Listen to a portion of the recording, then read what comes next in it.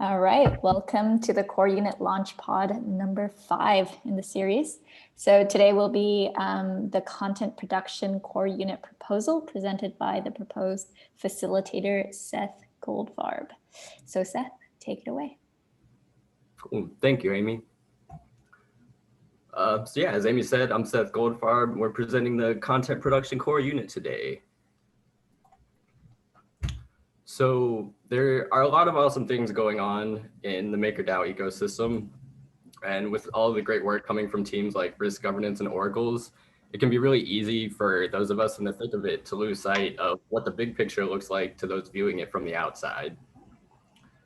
So content strategy is the key to helping the community take the bull by the horns. The best way I've heard the value of content marketing explained is in saying that people make decisions based on stories they tell themselves about who they are and how they interact with the world.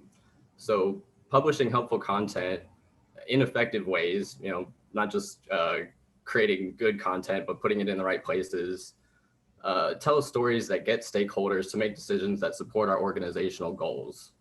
So if you don't have an effective content strategy, you could be putting the right information in the wrong place, wrong information in the right place, or if you really don't know what you're doing, wrong information in the wrong place. So we're here to put the right information in the right place so that people will make decisions that help MakerDAO grow. And we're proposing the content production core unit to do that. The general mandate is to take responsibility for all the content produced by the DAO. And I want to be clear that when we say content, a lot of times, in my experience, people just think of blog articles when they think of content, but we're proposing a full media production unit with teams collaborating on written, audio, and video content.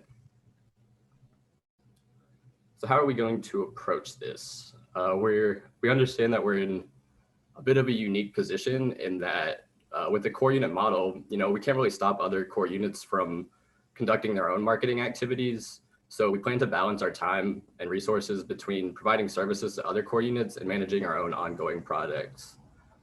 So we plan to create a request for content process to allow other core units to approach us if they have things going on that they want to promote.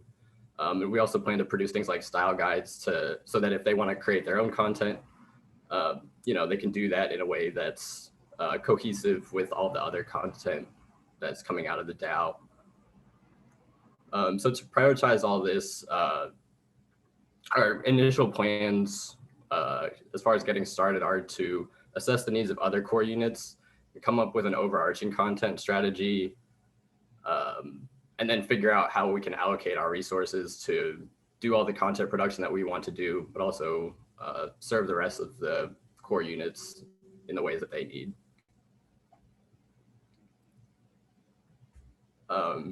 So to give you a sense of how we're thinking about content strategy, like I said, the overarching goal for us is to create content that shepherds people along the path to becoming engaged stakeholders in the ecosystem. So whether we're talking about people understand and get involved in governance or getting people excited about minting DAI or creating new integrations, we plan to create content that targets stakeholders at each stage of the journey to get them making decisions that result in more vaults, more DAI, more participation in governance, and more fees being collected to support the protocol. Jerry, did you want to expand on this a little more? Yeah, so to explain a little more about why we laid the visual out in this way, as we've discussed our content strategy, we plan to utilize 3 essential types of content: educational, cultural, and communications based. And the way we plan to prioritize those is essentially cultural content is aimed at the unaware, the general consumer of the larger ecosystem, and cultural content would be based both on the people and the projects that are occurring within the DAO. Moving to educational content, we see that as focusing the interested parties into becoming stakeholders, using educational content to essentially help them through that transitional phase of figuring out what's going on and how they want to interact with the system or protocol.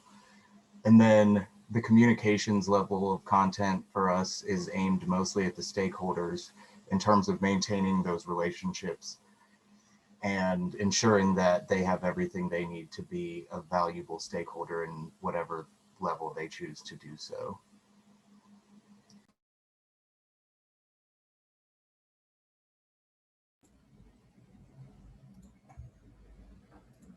Yeah, so some of you might have seen this already. We started created this image in Figma where we started mapping where information, started mapping how channels are going to be managed. We've done this to try and start getting a sense of how we're going to be working with other core units. So this sort of shows, as far as the proposals that have been made so far, who's proposing to own what properties and what properties they might need access to in order to fulfill their mandate.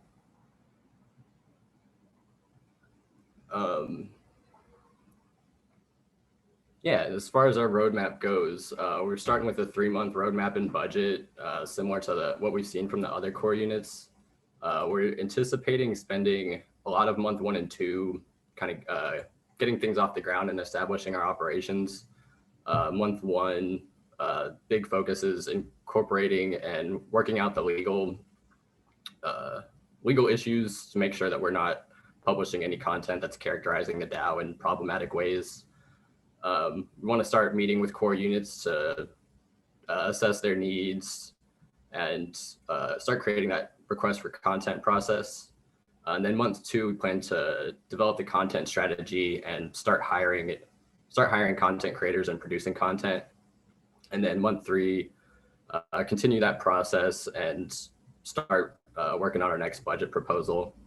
The other thing that we're anticipating that's not outlined here is a lot of discussion around the path forward with makerdao.com and the community development and governance portals.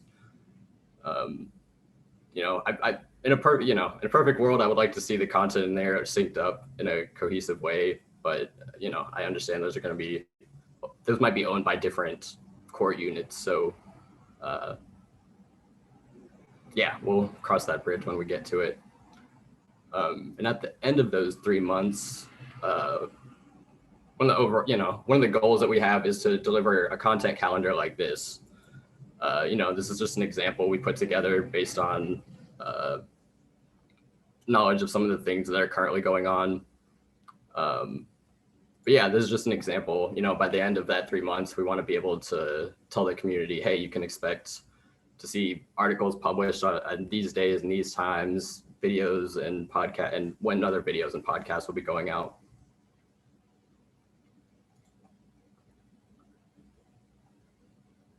The team structure is pretty straightforward. As a facilitator, I see myself being responsible for managing resources and contributors. And I also want there to be leads responsible for written audio and video content. And for now, I see myself handling the written side of that. Jerry will be handling the audio, and we plan to hire someone to take responsibility for the video content. As far as the budget goes, again, 3-month budget to get things going. We do expect there to be some money left over from the salaries because we've estimated these as if we were hiring at the very beginning of month 2 and extending the maximum salary that we've considered for new hires. Can we actually pause on this one? Because I had a question in the forum post, so maybe this is good to explain here. So just to clarify, the 95,000 is for the total of the 3 months, or is that a monthly budget? That's the total for the 3 months. So then does that, for the salaries aspect, does that include like 5 full-time people as well? That's 3 full-time for all 3 months, and then, or excuse me, 2 full-time and 1 part-time for all 3 months, and then 3 part-time for the last 2 months. Does that make sense?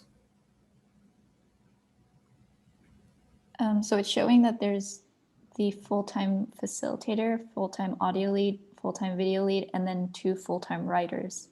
So is that at the end of the second one would be 5 full-time?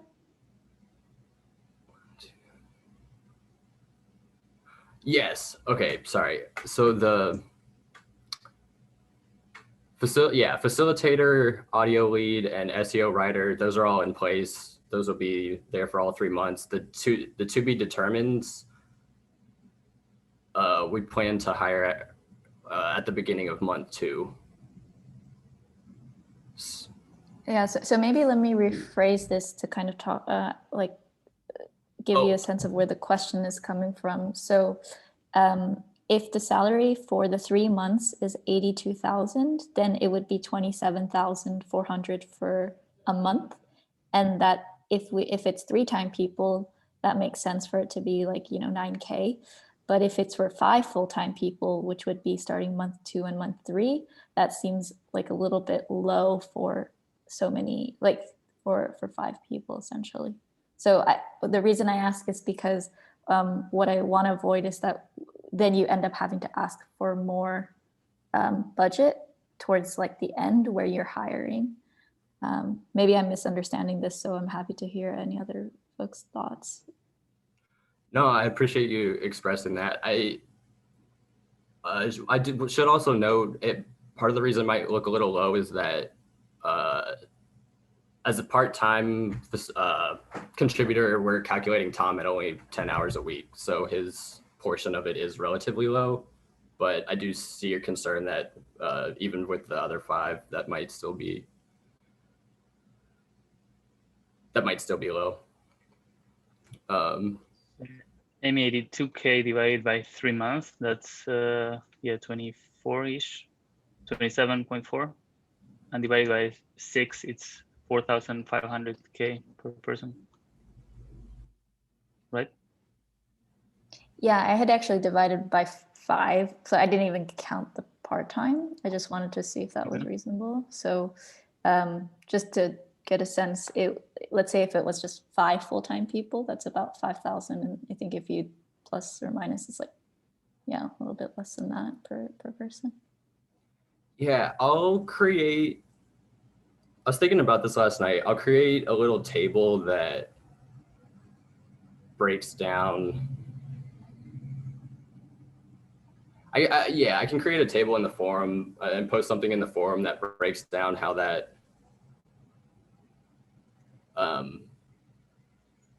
splits out over the 5 months. Maybe that'll give a little a basis for, a better basis for the conversation and understanding where these numbers are coming from. Yeah, and I'm no expert in how much like content and marketing teams cost. So in no way should I really be the judge of that. I'm just trying to understand and like split a little bit better. I was actually going to ask you, Amy, because in this industry, I have no clue of how much one earns, and a little bit echoing that. Yeah, I guess it just also like a video lead. I like the video leads I know are like quite expensive to produce really high quality videos. So that's where I'm like, I don't know. I don't know the full thing. That's why I kind of did a general number to give a sense per person. Yeah, it might. Yeah, like I said, I appreciate you bringing it up. We would definitely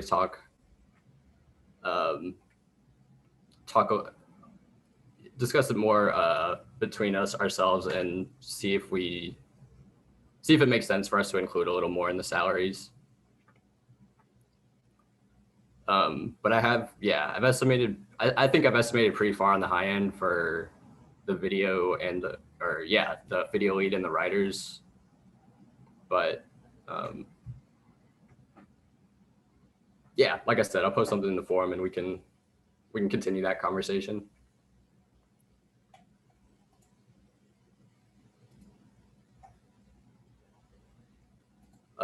Any other questions, or should we keep going? Regarding your calendar set, is that something that you're planning on facilitating as well, every single call or AMA or whatnot, or is it more like if it happens, we'll be there covering it, and otherwise we will not? It's not very clear to me what comes from your team and what you supporting other teams.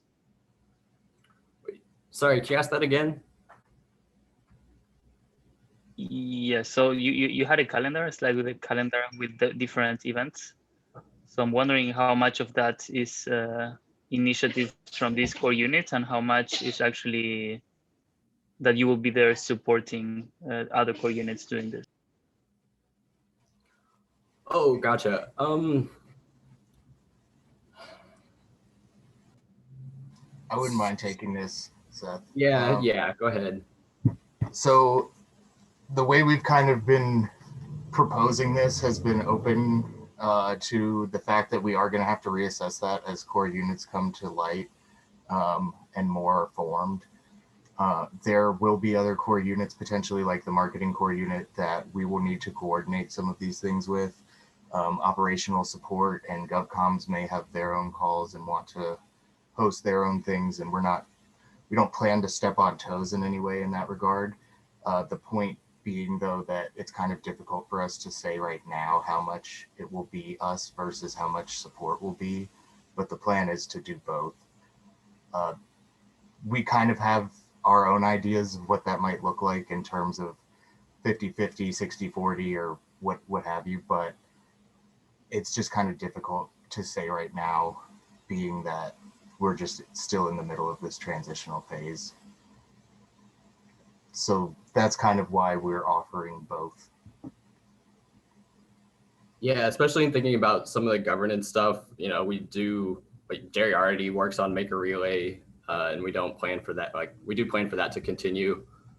So where it makes sense, we do see ourselves like, you know, we don't plan to take over Maker Relay. If there's things that we can do to help with distribution, we're going to make ourselves available for that. We might make suggestions. You know, it's hard to say until like we want to, I don't know, I guess just to reiterate, like we want to spend a bunch of time in the first couple of months getting a sense of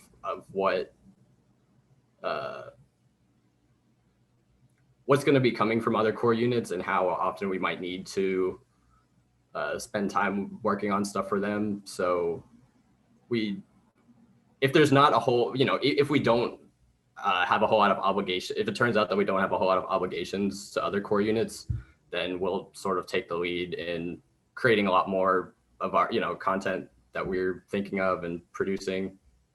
But if we need to spend more time, you know, creating promotional content for other core units, then, you know, it's hard to say until we figure all that out. Does that answer your question? Yeah, totally. Thank you. Cool. Thank you. Hey guys, well, I would like to ask you something else about that, because right now the BD team, when we have new partners and we have like stories to tell to everyone, we do that with the marketing team. So I was wondering if you are going to like create content for the growth core unit, if that's on your plan. Like I'm assuming you will, because you will be open to like work for other core units. But I was thinking it will be like great if you could like start creating, I don't know, maybe templates, or like what kind of content does Maker needs in the future, like organizing the different websites we have. Because the other day I was thinking we are planning on having like the Maker community portal. There is also the Maker blog. And I think it will be great if you, from your side, could like start organizing the different content that you or other core unit related to content or marketing could produce.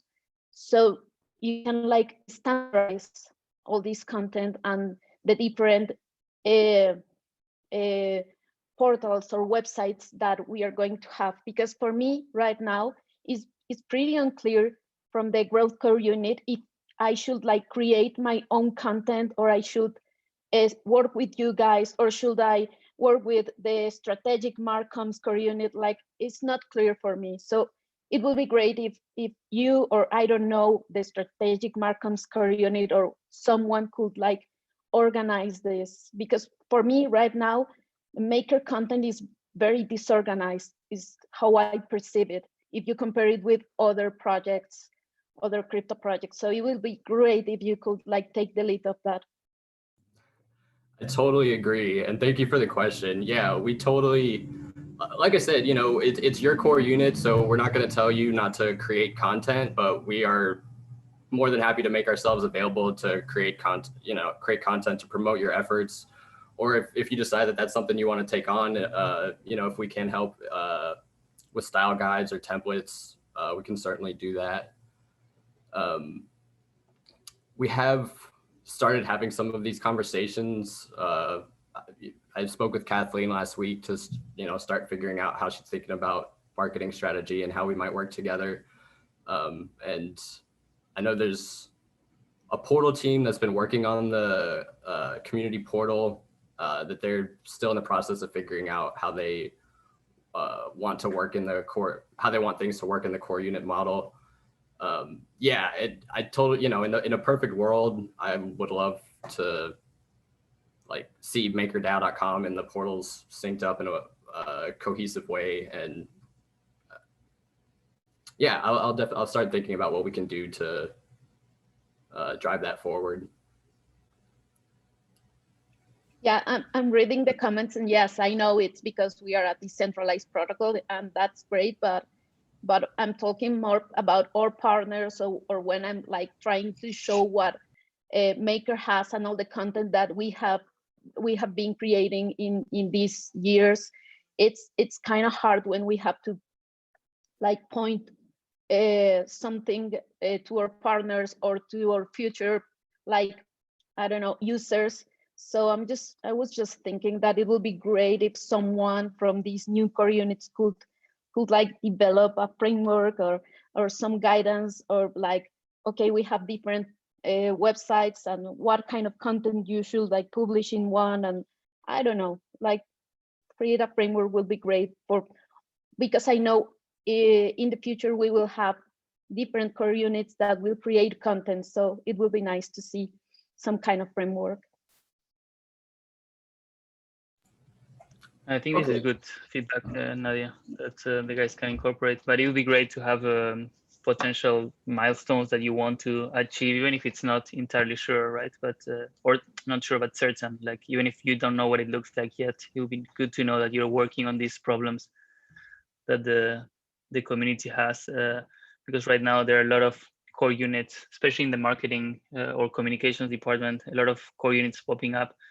And it's hard to visualize how they will coordinate and live together or not. Maybe it's pure competition, and that's also fine, right? But we need to understand what we're voting and what we're agreeing on.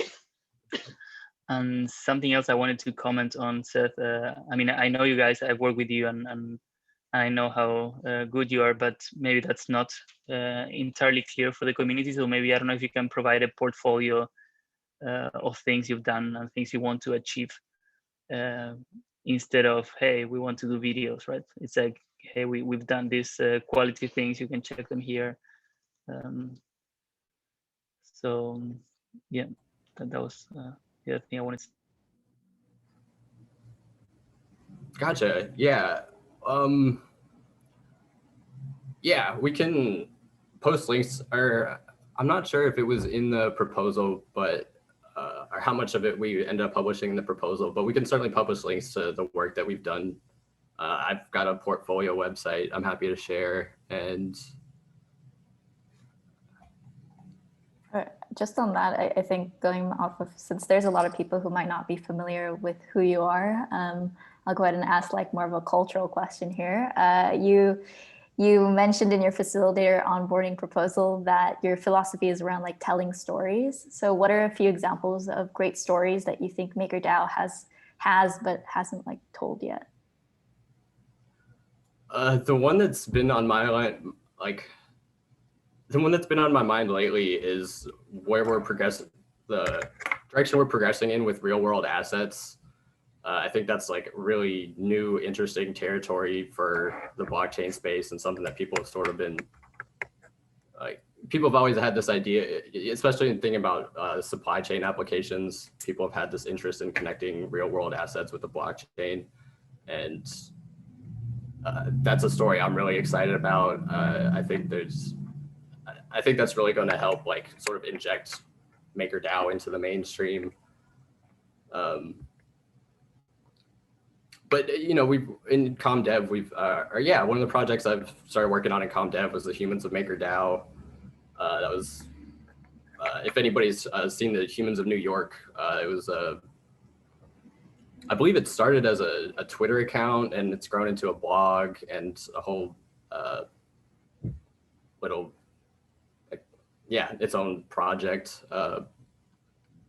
But just spending some time talking with different members of the community has been really enlightening, and it's very cool to see just the different places that people are coming from and what gets people excited about Maker. And I think telling those stories will create that sort of create excitement and really get people, give people more to engage with as far as Maker goes. I think people sort of see Maker as like, people have a lot of respect for Maker, but they sort of see us as a monolith. And I think, you know, telling a lot of these stories could create a sort of friendlier, or, you know, create a more inviting atmosphere. I did want to ask though, so as far as the question about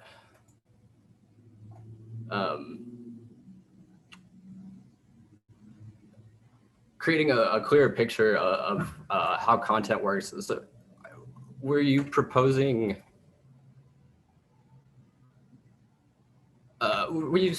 something like a communications map, just to sort of, so core units have a understanding of, if they have content that they want to publish, or, you know, certain information that they want to be seen by different audiences, what to publish where?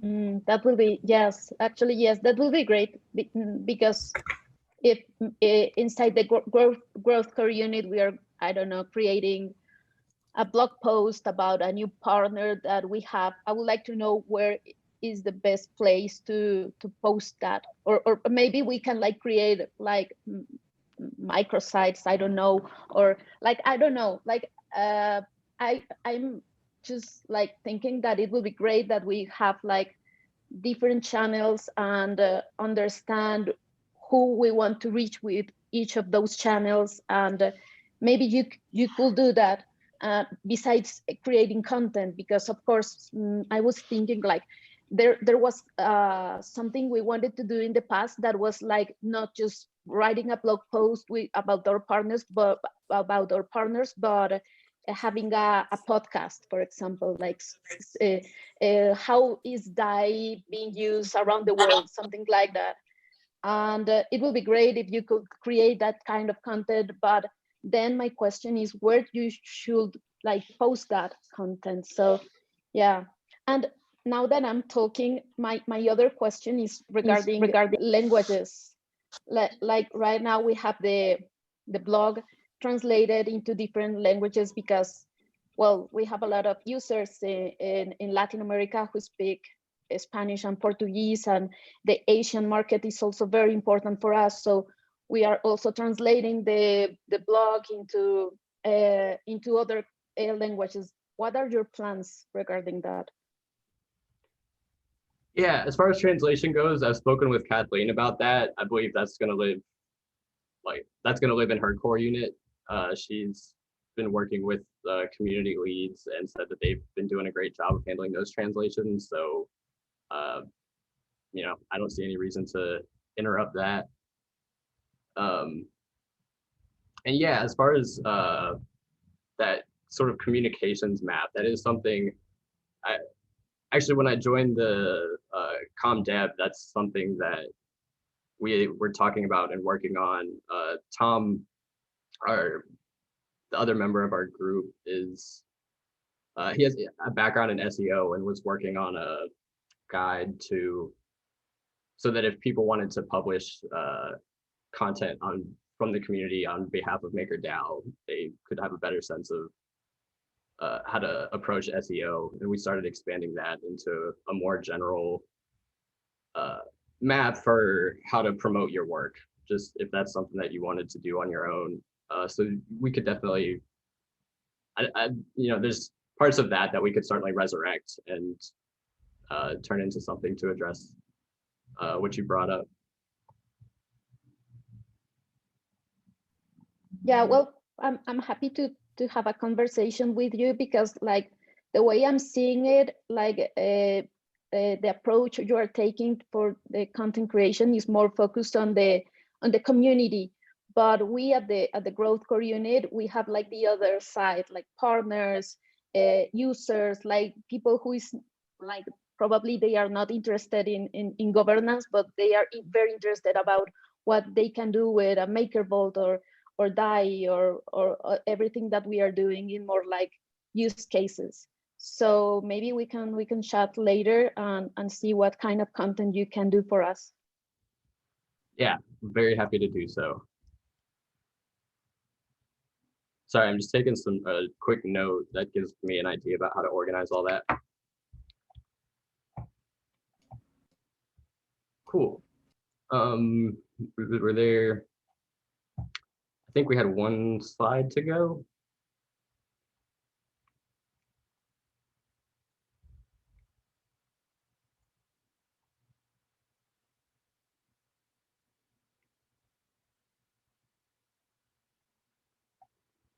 Jerry, can you screen share or?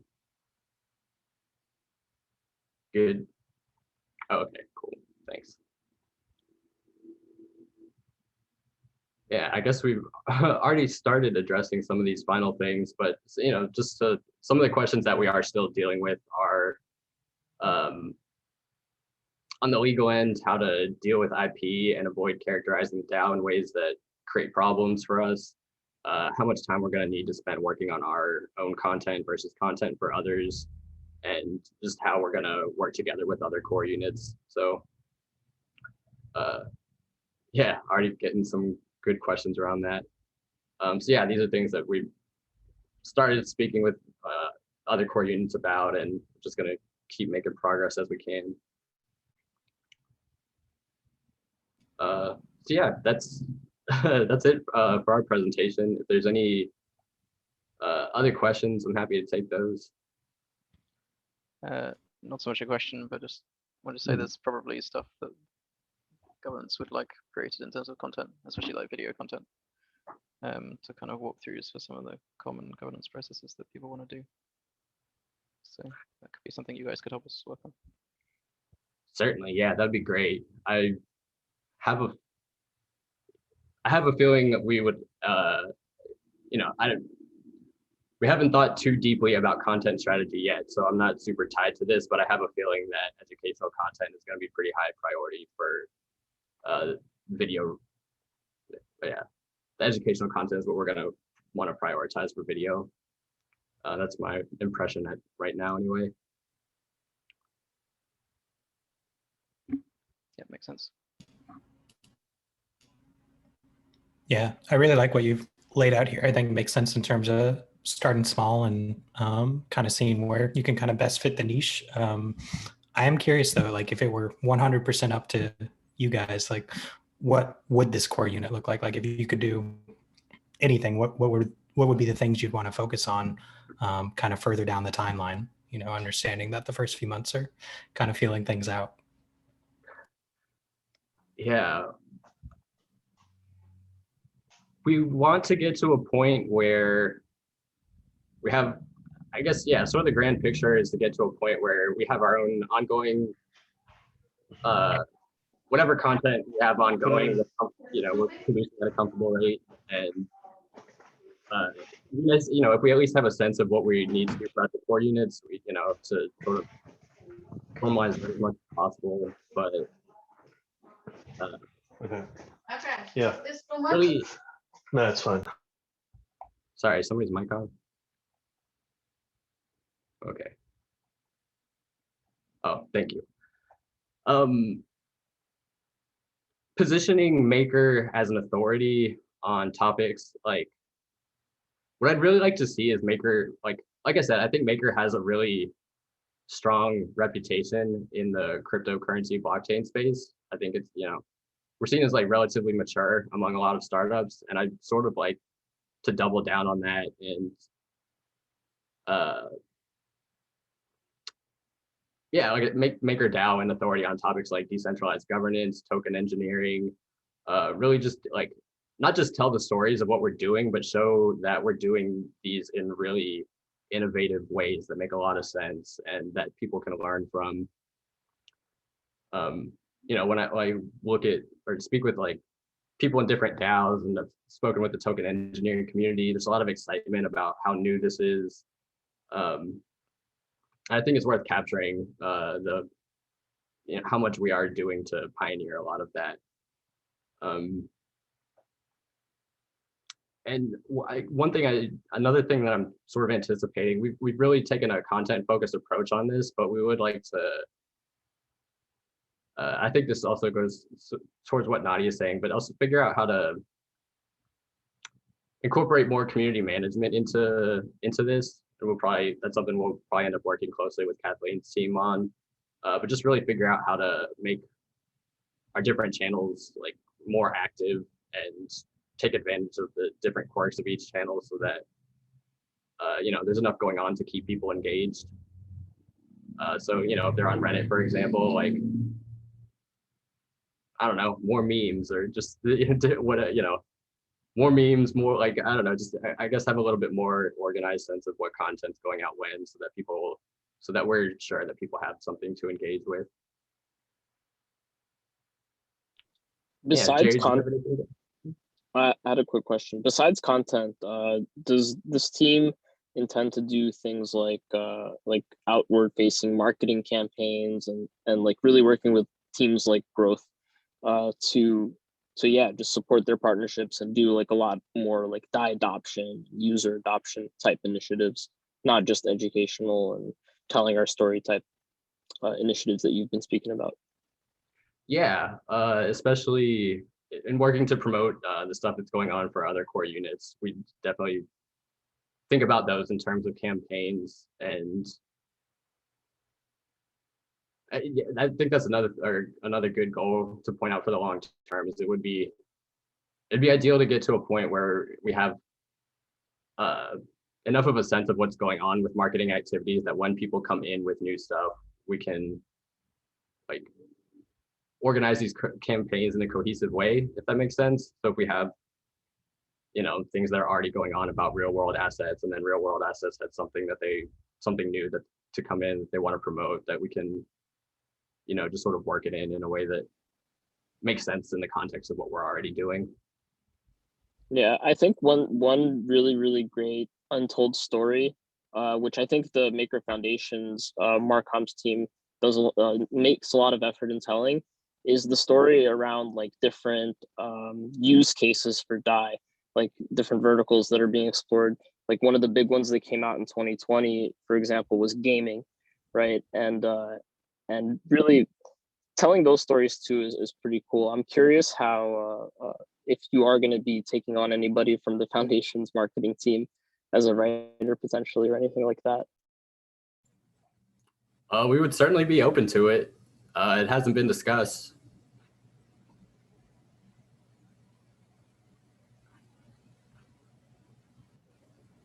Yeah, Regarding oh, sorry.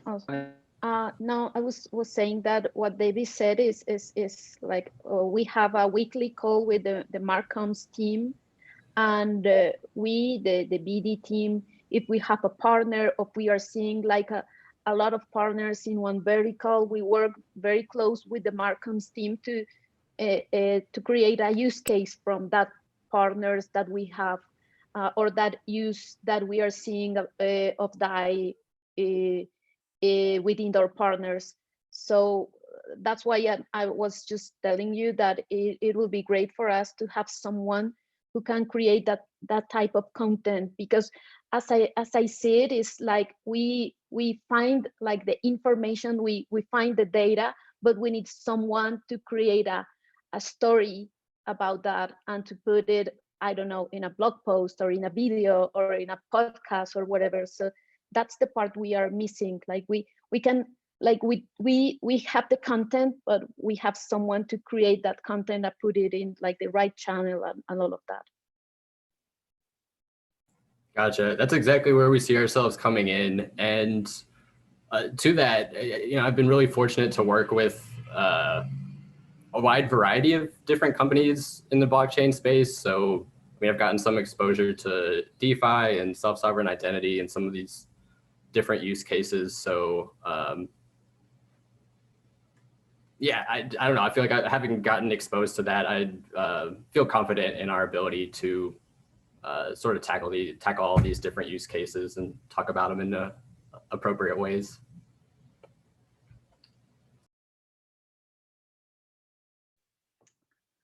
Seth, I have a question regarding the people that you say that you want to hire. Do you have someone in mind, or have you started any type of conversations, or is it more like we know that we need a person with this profile, so we're going to start looking for it whenever we get the approval for the budget? Oh, we do have a few people in mind. We haven't reached out and started any of those conversations yet. Lisa did. I'll go ahead and say it. Lisa did some great work while she was here, and if there's a way we could get her back, I would love to have her. But yeah, like I said, we haven't started those yet. Yeah, I think Nadia also brought up an interesting point, but I left it in the chat that I'd love to hear more of this distinction of this core unit as a service provider versus like strategy driver, and really being the team that kind of like informs the strategy behind the content that they are producing and like how this coordination might take place. I know that we've kind of looked at this from certain different angles, but yeah, I really want to hear more about this like distinction a little bit and how you see it personally.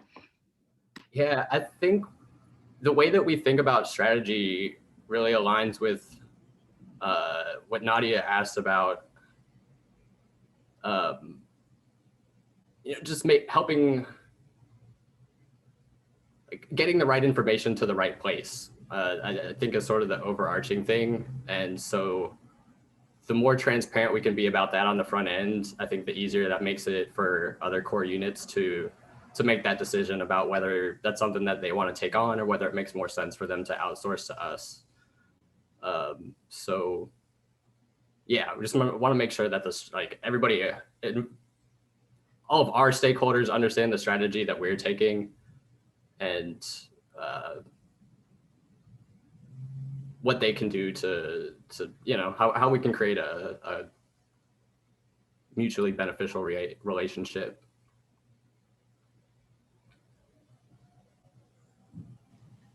On that note, and kind of going back to what Peyton was asking as well, ideally we would like to see ourselves as a large part of the strategy for content. Obviously, there's a lot of questions about that and how that's going to work, but mainly we see ourselves working extremely closely with the Marcoms team and developing strategies that are cohesive and trying to ensure that our message is the same, cohesive. And I think it's difficult to say at this point whether core units will prefer to just create their own content or come to us and have that back and forth. But ideally, we would like to see ourselves in a major part of this strategy as well as the creation. Yeah, so part of how I think about marketing in general is that there's strategy, there's content, and then there's analytics. And strategy is how you figure out what makes sense in the context of whatever you're doing. I mean, content can be anything from articles, videos, podcasts we're describing, but it could also be billboards and emails, and it can spill over somewhat even into events, and if you really want to take it that far. So So strategy does play a real, like, I don't know, we do see ourselves as being like, even though this proposal was very much focused on content, like we do see like all of that being a part of it.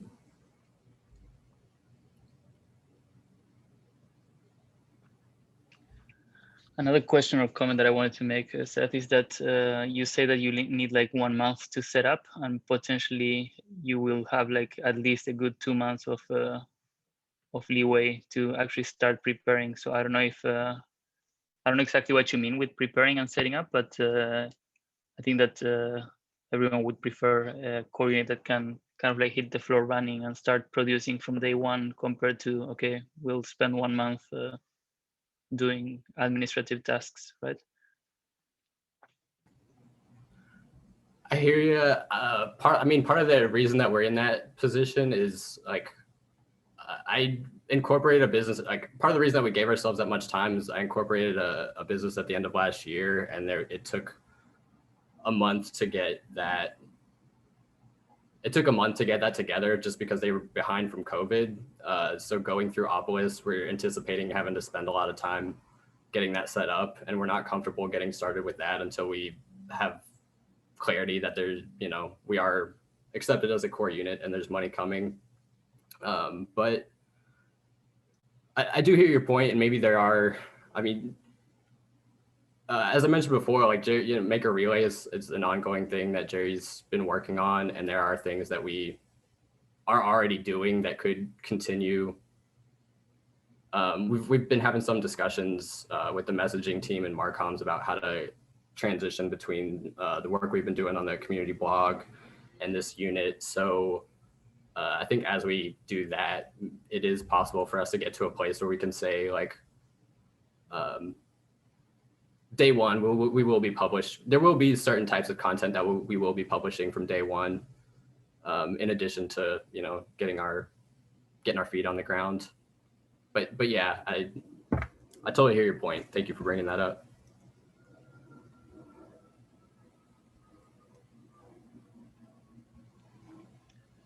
Yeah, I mean, I understand that it can take some time, but potentially once that the budget is approved from the DAO, it's just a matter of a technicality of getting it and how you'll get it. And it just doesn't look great on the application to say that we'll spend 1 month doing this, compared to, I don't know, we'll be working and then we might get the money late or something, but you know that the money's on the way, right? So it's more about the timing issue. Yeah, that makes sense. Does anyone have any other questions or comments?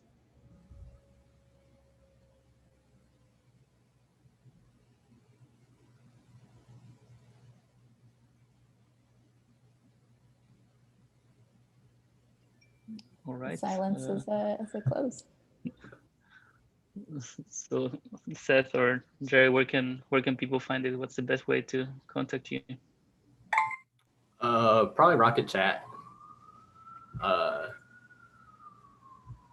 I'm on Rocket Chat, Seth.Goldfarb or goldfarbas@gmail.com. Regarding the timelines, do we have any idea of when you or when you're looking to move it to formal submission and getting to the cycle? We are planning on moving it to formal submission in April. So we're gonna meet this afternoon to talk about all the feedback we've gotten here, figure out if we want to make any changes to the proposal, and then, yeah, get it moved to formal submission for April. And yeah, as I mentioned, you know, we'll be continuing these conversations about how we're going to be working with other core units and what we can do to be as prepared as possible for day one. I have one more question. What can MKR holders and like governance expect from your core unit in terms of like transparency, reporting, like what level of detail should the public expect? Yeah, thank you. I haven't talked about that really at all. But we do plan on, for all the content that we're going to be creating, understanding how the content we're creating relates to our organizational goals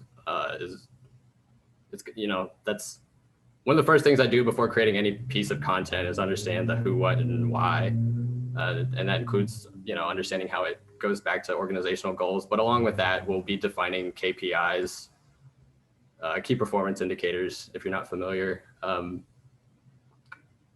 just to make sure that, the stuff that we're doing does actually translate, as I mentioned earlier, into more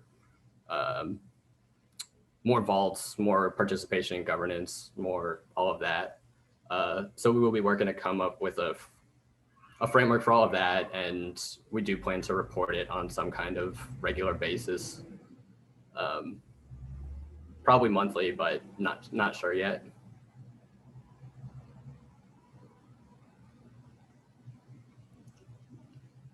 So yeah, Thanks. Yeah, we do plan to create an analytics framework and make sure that we're holding ourselves accountable. So thank you, Seth and Tim. Yeah, next Wednesday we'll have at 6 p.m. UTC core units tools. So we'll have Autonomous, which is a company similar to Accountable or Populous in the US. So for anyone setting up a core unit, it might be interesting to join and see what they do and to just explore the competition. So yeah, again, because of the daylight savings time, it's at 4 p.m. UTC. And yeah, until we get David to present his core unit, or Mike and Coulter, which have been escaping me. I don't know, Amy, if you have something else to mention.